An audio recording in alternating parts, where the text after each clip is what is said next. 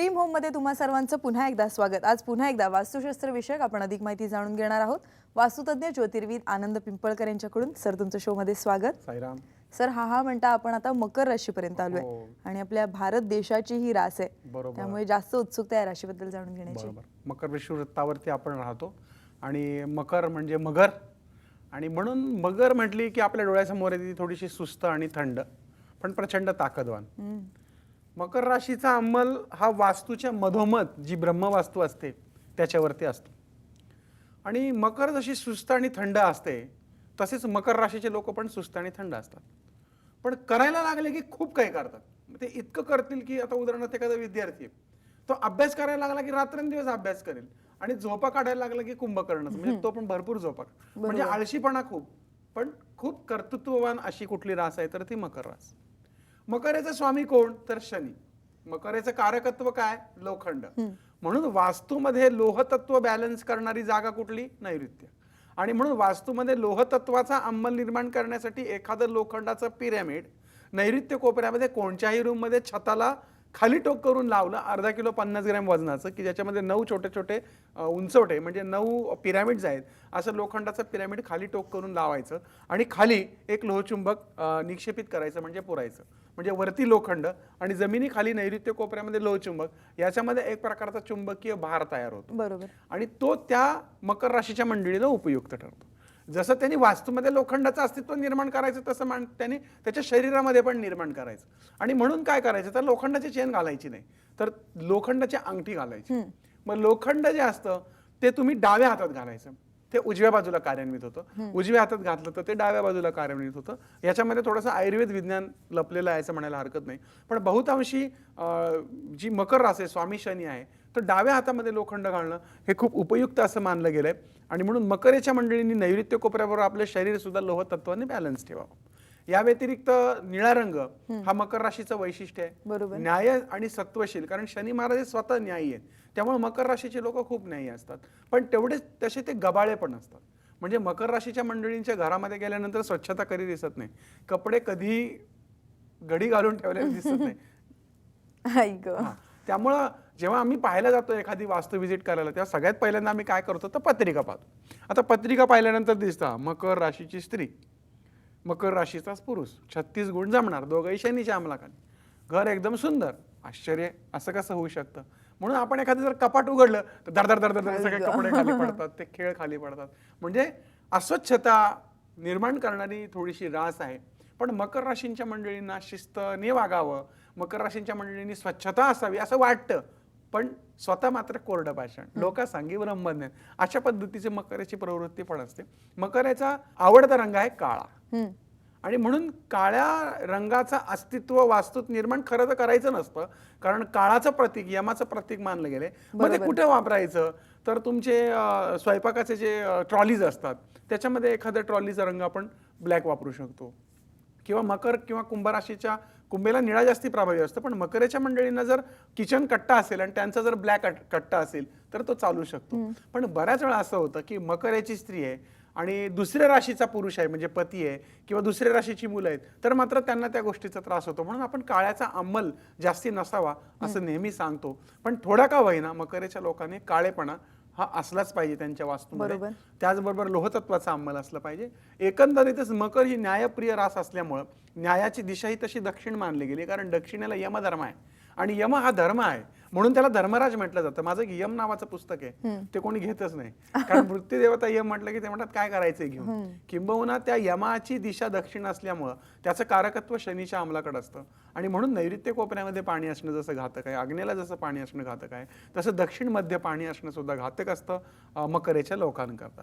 पण मकर ही मुळातच रास ही पाण्यात राहणारी आहे आणि जमिनीवर पण राहणारी आहे। म्हणजे ही रास सुद्धा अशी आहे की सगळ्या गोष्टीत जसं मीनेचं असतं, पण मीन म्हणजे मासा पाण्यात राहतो, बाहेर जगू शकत नाही, तो उभयचर नाही, जलचर आहे, पण मकर रास मात्र उभयचर मानली गेली, त्यामुळे त्या पद्धतीने त्यांची गुणधर्म असतात। पण त्याचबरोबर जर एखादी मकरेची बाई असेल आणि पुरुष दुसऱ्या राशीचा असेल तर त्याला तिच्याशी संसार करताना सुसरबाई तुझी पाठ मऊ असं म्हणूनच चालायला लागतं, नाही तर ती डुबेल तरी नाही तर खाऊन तरी टाकेल। मगर जर बघशील तर मगर हत्तीची शिकार करू शकते, पण तसं करत नाही, ती भेकरच मारते छोटे छोटे। का असं करते? कारण ते समाधानी असतात। पण ते काय करतात, एकदा शिकार करायची, 6 महिने खात बसायची, अशी प्रवृत्ती असते. त्यामुळे मकरेच्या मुलांमध्ये ही प्रवृत्ती दिसते, झटपट श्रीमंत व्हायचं. मकरेचा पुरुष असेल स्त्री असेल, त्यांना असं वाटतं आपण झटपट श्रीमंत व्हावं, परत काय कष्ट नाही करायचे, आपलं निवांत चालू द्यात. मकरेच्या लोकांना काही बोललं तरी फरक पडत नाही. मकरेचा एखादा मुलगा आहे, रात्रंदिवस त्याच्या आई त्याच्या नावाने ओरडत असते, बाप ओरडत असतो, पण त्या पोराला काही फरक पडत नाही. आमच्याकडे येतात, आम्ही पाहतो, मकर रास, उलट्या घड्यावर पाणी. थोडासा कोडगेपणा हा या राशीचा गुणधर्म असतो. अर्थात प्रत्येक नाही, याच्यामध्ये सुद्धा नक्षत्र चरण आहेत, त्यानुसार त्यांचे स्वभाव बदलतात. काही खूपच छान पण असतात, म्हणजे मकरेचं एक नक्षत्र खूप चांगलं पण आहे आणि 2 मधलं एक नक्षत्र खराब आहे. आपण त्या नक्षत्रांचा पण पाहणार आहोत. जसं आपण राशींचे गुणधर्म पाहतो तसे पुढचे काही भाग 27 भागांमध्ये 27 नक्षत्रांच्या गमती जमती आणि वास्तुशास्त्रात त्याची रचनाही पाहणार आहोत. मकर राशींच्या मंडळींना भारंगी नावाचं मूळ, त्याशिवाय दुर्वा सुद्धा चालू शकतात. जसं ह्यांना म्हणजे मकरेला चालतात तसंच भारंगी किंवा दुर्वा ज्या असतात त्या मीन राशीला सुद्धा चालतात.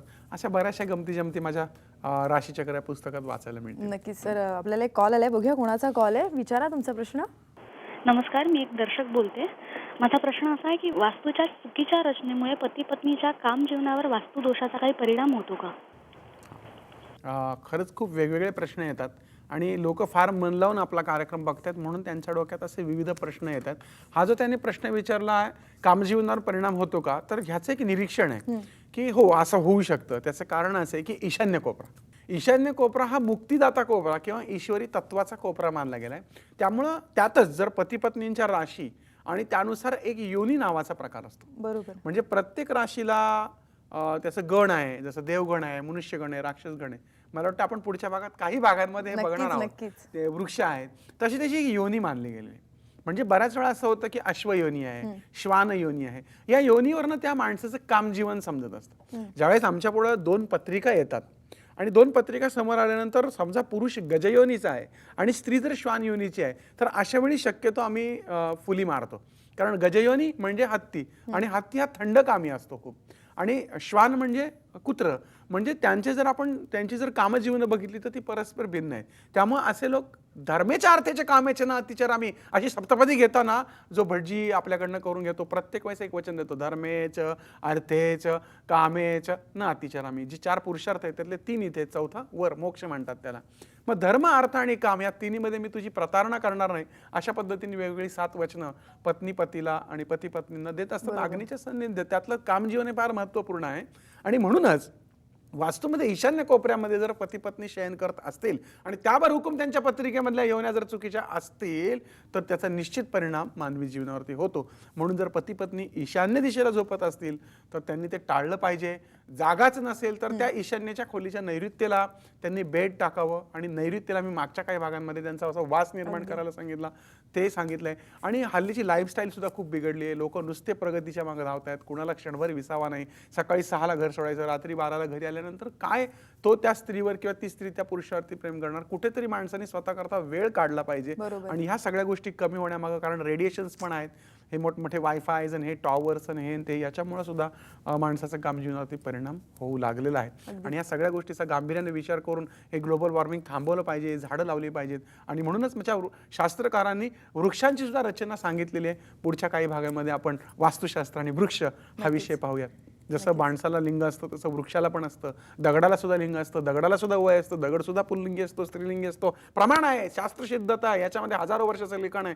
मी पुराव्यासकट तुम्हाला दाखवू शकतो. अशा गमती जमती आपल्या शास्त्रात आहे. निश्चितच कामजीवनावर परिणाम होतो. ईशान्य बाजूला जर शयन करत असतील तर ते बदलावं. सर, तुम्ही दाखले देऊन आम्हाला जी काही माहिती सांगत असता वास्तुशास्त्राविषयी ती मला नक्कीच पटते, पण आपल्या प्रेक्षकांनाही ती नक्कीच पटत असते. कारण वारंवार आपल्याला तेवढे फोन कॉल्स येत असतात, ईमेल्स येत असतात. त्याच्यातून आपल्याला हे कळतं की आपला हा शो नेहमी दररोज अनेक मोठ्या प्रमाणात लोक बघत असतात.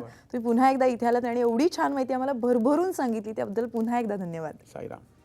इथे घेऊयात एक ब्रेक आणि ब्रेक नंतर पाहूया. नमस्कार. आमच्या घरामध्ये तुमचं स्वागत आहे.